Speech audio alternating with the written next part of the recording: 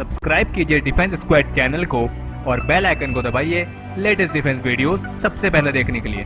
Hello defence lovers, स्वागत है आपका डिफेंस ज्ञान सीरीज के फ्रेश एपिसोड में। आज के एपिसोड में हम आपको इंडियन आर्मी के एक ऐसे वीर योद्धा के बारे में बताने जा रहे हैं जिन्होंने महज 21 साल की छोटी सी उम्र में एक ऐसा कारनामा करके दिखाया था जिसकी तारीफ केवल भारत में ही नहीं बल्कि पाकिस्तान खुद भी करता है। हम बात कर रहे हैं इंडियन आर्मी के परमवीर चक्र विजेता सेकंड लेफ्टिनेंट अरुण खेत्रपाल की, जिन्हें 1971 के भारत पाकिस्तान युद्ध के नायक के रूप में जाना जाता है। और अरुण खेत्रपाल ने इस 1971 के भारत पाकिस्तान युद्ध में अकेले ही पाकिस्तानी सेना के 7 टैंकों को बुरी तरीके से तबाह कर दिया था। तो चलिए जानते हैं इनके जीवन के इस रोचक कारनामे के बारे में, जिसको जानने के बाद आपका इनके लिए सम्मान और भी बढ़ जाएगा। So without wasting any time,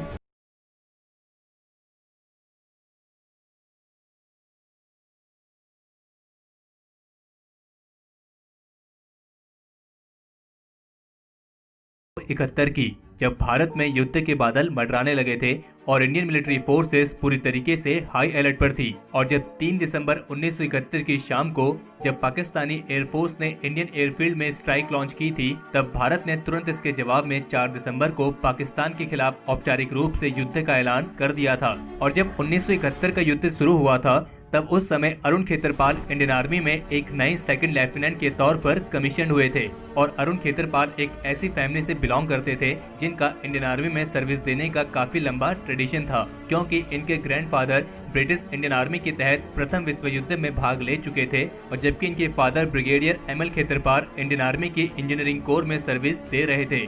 और इसीलिए इसमें कोई ताज्जुब वाली बात नहीं है कि अरुण खेत्रपाल बचपन से ही इंडियन आर्मी को ज्वाइन करने के सपने देखा करते थे और देश के प्रति एक गहरी देशभक्ति की भावना उनके खून में थी। लेकिन 14 अक्टूबर 1950 को पुणे में जन्मे इस लड़के के बारे में कभी किसी ने नहीं सोचा होगा कि ये इतना बड़ा कारनामा करके दिखाएगा। अरुण खेत्रपाल ने सनवार प्रेस्टिजियस लॉरेंस स्कूल से अपनी स्कूलिंग कंप्लीट करके 1967 में एनडीए में दाखिला लिया था और वे 3 जून 1971 को इंडियन आर्मी की 17वीं पूना हॉर्स में कमीशन हुए थे।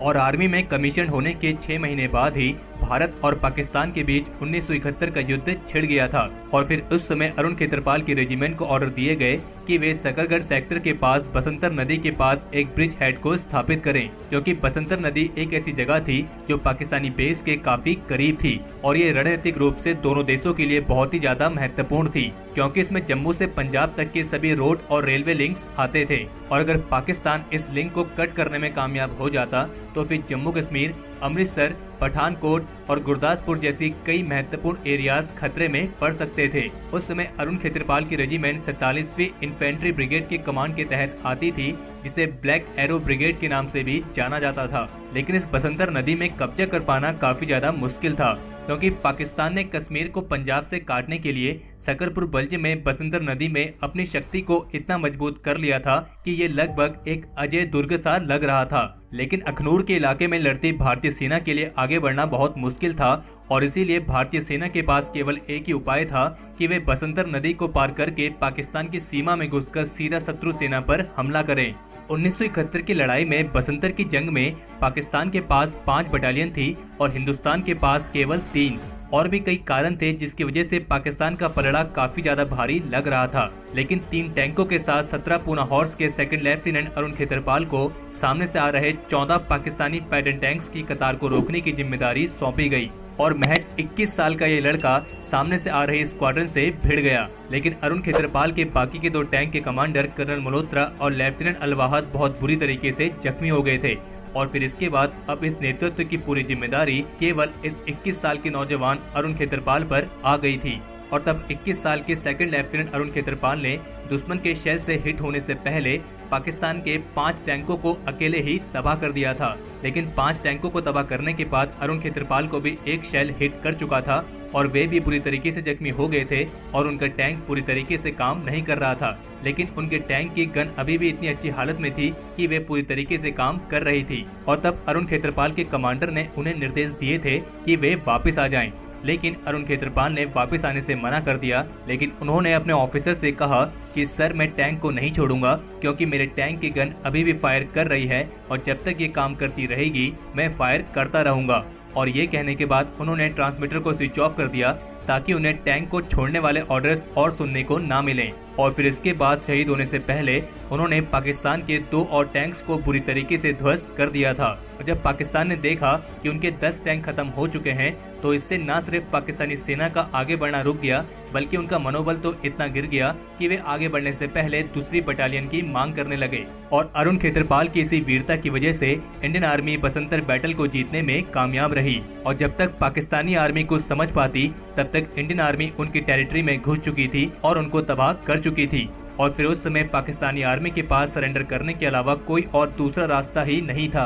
और फिर इस युद्ध के बाद 16 दिसंबर 1971 को सेकंड लेफ्टिनेंट अरुण खेत्रपाल को मरणोपरांत भारत के सबसे हाईएस्ट गैलेंट्री अवार्ड परमवीर चक्र से सम्मानित किया गया। और इस युद्ध में हमारे करीब 7 ऑफिसर्स, 4 जूनियर कमीशन ऑफिसर्स और 24 सिपाही शहीद हुए थे, जिनमें सेकंड लेफ्टिनेंट अरुण खेत्रपाल भी शामिल हैं।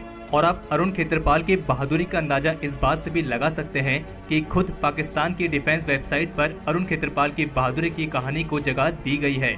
और यहाँ तक कि पाकिस्तान के ब्रिगेडियर नसीर ने खुद अरुण खेत्रपाल की बहादुरी का लोहा माना था, क्योंकि ये पाकिस्तान के वही ऑफिसर हैं जिन्होंने अरुण खेत्रपाल का युद्ध भूमि में सामना किया था। और एक अनुमानित आंकड़े के मुताबिक इस युद्ध में भारत के 10 टैंक तबाह हुए थे, और जबकि भारत ने पाकिस्तान के 46 टैंकों को तबाह किया था, जिनमें से 60 टैंकों को तो अरुण खेत्रपाल ने अकेले ही तबाह कर दिया था। और ये बात बिल्कुल सच है कि अरुण खेत्रपाल जैसे वीर बहादुर सिपाही रोज जन्म नहीं लेते हैं। और हम बहुत खुशकिस्मत हैं कि हम एक ऐसे देश के निवासी हैं जहां इतने वीर बहादुर योद्धाओं ने जन्म लिया है। और हम अरुण खेत्रपाल की इस बहादुरी को दिल से सलाम करते हैं और हम इनके सर्वोच्च बलिदान के लिए सदा इनके ऋणी रहेंगे। तो हमारे आज के इस एपिसोड के लिए इतना ही। अगर इस वीडियो को लेकर आपका कोई सुझाव या सजेशंस हो तो उसे कमेंट सेक्शन में शेयर जरूर करें। और अगर आपको ये वीडियो पसंद आई हो तो इस वीडियो को लाइक करें और अपने फ्रेंड्स के साथ शेयर करें। और अगर आपने अभी तक चैनल को सब्सक्राइब नहीं किया है तो चैनल को सब्सक्राइब करना ना भूलें।